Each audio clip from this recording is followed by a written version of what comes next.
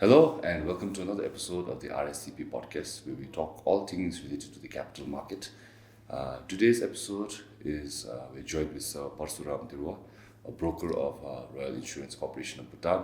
And usually when we talk about the capital market and things like trading, we always mention that one needs to approach a broker in order to facilitate the trade. And a broker is very essential in terms of investing, in terms of capital market in Bhutan. So before we get into all the other details, maybe sir, you can explain what is a broker? Broker is broker acts as an intermediary between the investors and the stock exchange for trading of shares of the listed companies. Yes, and usually people always ask, what does the broker actually do? So in terms of capital market, when people come to approach a broker, what does the broker actually assist in terms of the investor? Yes, broker facilitates the buying and selling of shares of listed companies, and brokers also ensures that the registration is done as per the request of the clients. Brokers also provides information, monthly reports to the Financial Intelligence Department of RMA. It's mandatory. Yes. And more importantly, brokers also is responsible for ensuring that the clearing and settlements are done as per the norms of the securities law. Yes. Usually when we always advise people about investing, we always say broker first. So what do you think the broker is required? Broker's role is very essential in the trading of securities because the settlement and clearing has to be done within certain period. T+2, which is 3 working days from the date of trading. So the settlement is being done only by the brokers. Since the investors and the stock exchange are not really connected, the trading is actually being done through the broker, either offline or online. So it is important that broker's presence is necessary for especially the clearing and settlement process. Yes. So now that we figure out what does a broker do, how does one become a broker? In order to become a broker, normally one has to undergo training conducted by the Securities Exchange of Bhutan, and after that one has to apply to RMA, RMA to get the license, and there are requirements prescribed in the Securities Brokers Regulation 2011. So one has to fulfill all the criteria. Then only RMA, after fulfilling the criteria, then only RMA issues license to the broker. Yes. So can you give us a demo of, let's say, imagine I'm an interested investor and I come to you, Yes. to buy, let's say, a share. What is the procedure? What will happen? Let's say I come to your office in RSEB, your branch, I get introduced to you. So what is the procedure from there? For the new investors, first we'll check whether the interested investor is registered with us or not. So if one is already registered, then we straight away place the buy order. Otherwise, we need to complete the registration process. So there are a few forms to be completed. Yes. Then after that, they are provided with the Central Depository Code, CD code. Yes. Then once they get that CD code, then they can go ahead with either buying or selling of securities. Okay. So let's say this person wants you to put an order. So you have to place the order repeatedly after every hour. Is that the case? If the order is not matched? If someone has placed the buy order at a fixed price, then if that shares are not available at that price, then we have the option to change the price. Yes. So otherwise, if there's already a seller at that price, then automatically the trade gets executed. Yes, but if it's not executed, what happens? Yeah, if it is not executed, then we contact the client, and if there are shares available for sale at a lower price, Yes. then we seek their consent and change the price at that level, Yes. the lower rate. Yes. So, sir, we also get a very common question always asking like, what is the best share to buy? When is it best to buy? So, as a broker, do you give consultation in terms of financial advice? Of course, people do seek our advice, but it's quite difficult for us also to actually advise clients, because we don't know the market as such. There's a volatility, and one company may do well this time, but next year the company may not do well. Yes. So that way, it may not be correct for us as a broker to advise. Yes. But we do provide some basic advices, like which companies are doing, which companies have done well in the past financial year, Yes. and which are the most active companies in the market. So basically, based on that, the clients, the investors, take their decision to invest. Yes. Yes. So, other than these services, when people come and advise, is there any other advice that you would give to, let's say, a potential person who's really interested in investing? Is there something you could give advice, or let's say a rule of thumb, like maybe you should do this in order before you advise? Is there anything you would advise, let's say, a potential investor who's watching this video today? Less, thank you. What would you give? Yeah, if there are investors interested to invest in securities, we do advise them firstly to study the capital market. Yes. And how does one study that?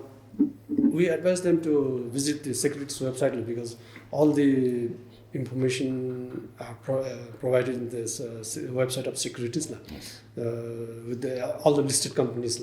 So they can check the even past annual reports, their financial performances, and their past dividend payouts.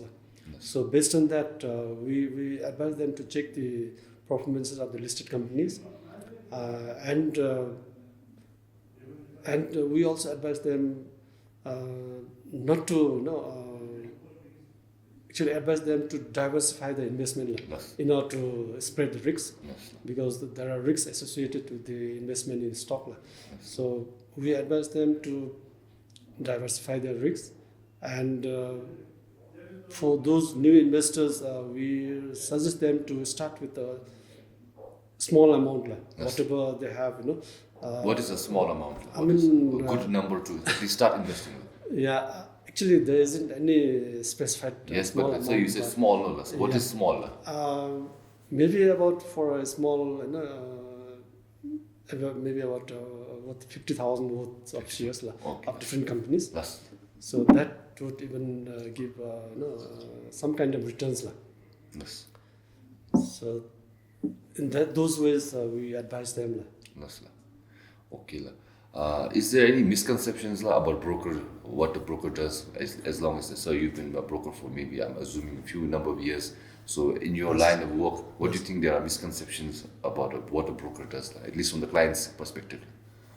I haven't come across any such incidences. Yes. So as far as possible, I think the clients are happy with our services, and they know the services and the charges the brokers are charging. Yes. So which comes to my question. So Yes. not many people are alert or aware, but brokers charge a commission. No, no. Right. So it's both to the buyer and the seller. Right. So in your situation, how does one come to the range of what you charge the commission, or is always the same amount? Less. Actually, the brokers charge to a maximum of 1% of the total traded value. Yes. That's the maximum.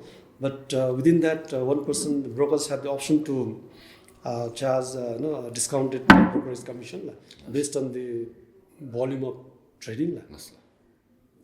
So, And that's for the shares Yes. in the secondary market. But for initial public offerings and rights issues, we brokers have the option to provide lump sum discount, lump sum commission. That's so how much? One time lump sum commission. Okay, that's One time. that's. So, what are some frequently asked questions when you, as a broker, when you get clients? What are some questions that you hear repeatedly? Most of the clients, they ask us, which one is the best to invest, which company is the best to invest. Yes. So usually, what do you say when they say that? We don't really, actually, personally, I don't really recommend them to invest in particular company. Yes. I tell them diversify. you need to study the companies, performances of the listed companies, and as much as possible try to diversify your investments. Okay, that's. Other than that, what is the major advice you give? Other than you mentioned about diversifying your portfolio, studying the capital market. Other than that, what is anything they can do? Yes, I think investing in securities is considered as one of the most one of the best investment avenues.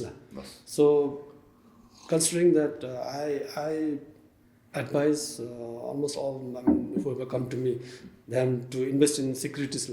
Yes. And what makes you say it's one of the best investment avenues?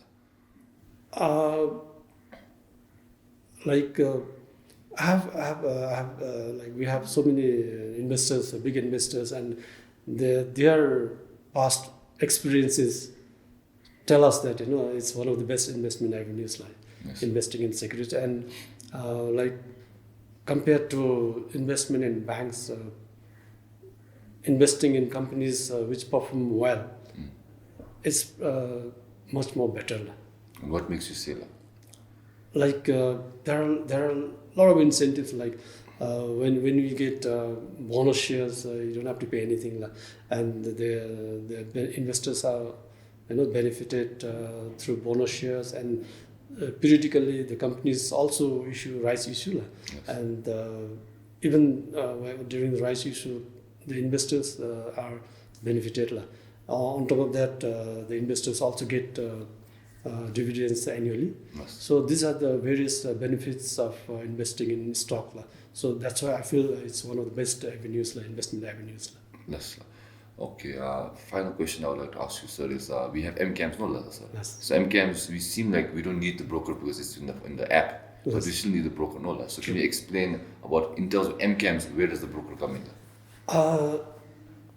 The broker, it's mandatory that MCAM users are required to select one of the brokers Yes. while registering. So that's one of the requirements. So unless they select one of the brokers, their registration will not get through. Yes. And the other requirement, importance of broker for MCAM's user is settlement, clearing and settlement. Yes. Once the trade is executed, the clearing and settlement has to be done within 3 working days, Yes. and which has to be done by the broker. Yes. So that's why brokers are important for even MCAM users also. Yes, sir. Did you mention about also the what's that word? The exposure money. Right. Yes. So many people don't know what is exposure money. So Right. maybe so you can explain what it is.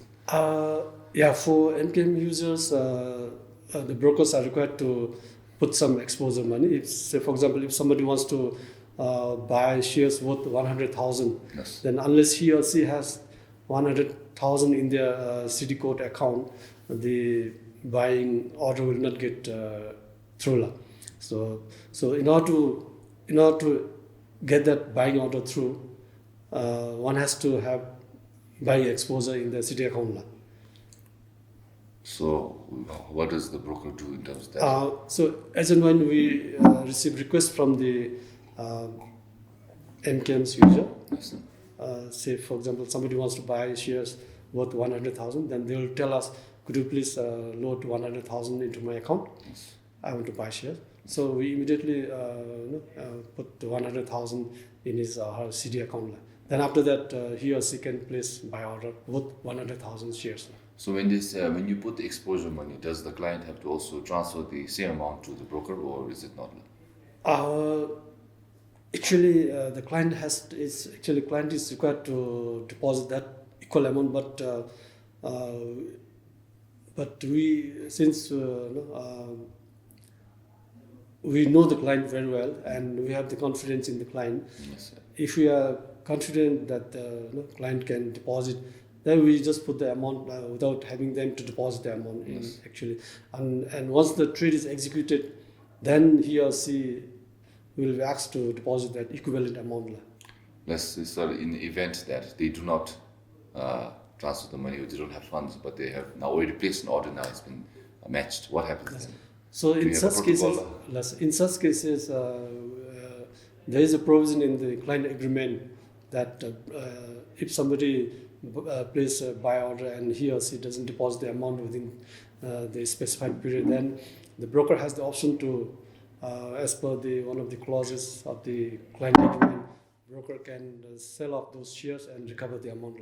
But for that, we need to seek approval from the securities. Oh, okay, Leslie. All right. Thank you, sir, for the information. I think we covered many things. Is anything did I leave out that you would like to convey, at least to our viewers who are interested in terms of investing and want to approach a broker? Is there anything that you would like to mention that we have left out? As of now, I think we have covered almost everything like I mentioned.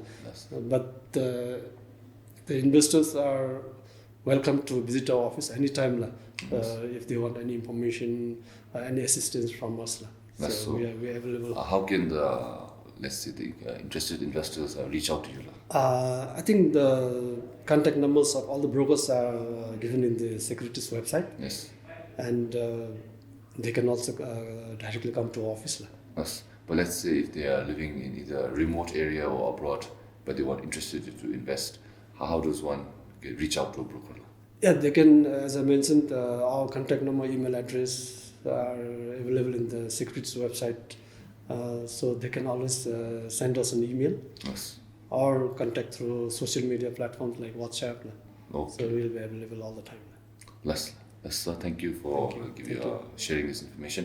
And if anyone is interested in investing and is seeking to look for a broker, Sir has already given you information, and we will also be adding all the description, the links and information of all brokers in the description below. And Sir is also a broker of Royal Insurance Corporation of Bhutan. He is in the main branch. So if you want to visit personally and seek advice in terms of all things in investing in the capital markets, Sir is available at Royal Insurance Corporation of Bhutan in Rosenam. And for our viewers who've watched till now, I would like to thank. And if you want to know additional information, you can always follow our social media pages or visit RSEB's website for all things in terms of information, whether it be the live market, how to order, how to renew MCAMs, and like Sir mentioned about studying the capital market, is all available in the website. So for those of you all who are interested, can visit there. And with that being said, I would like to thank Sir once more for giving us this information. And until the next episode, thank you.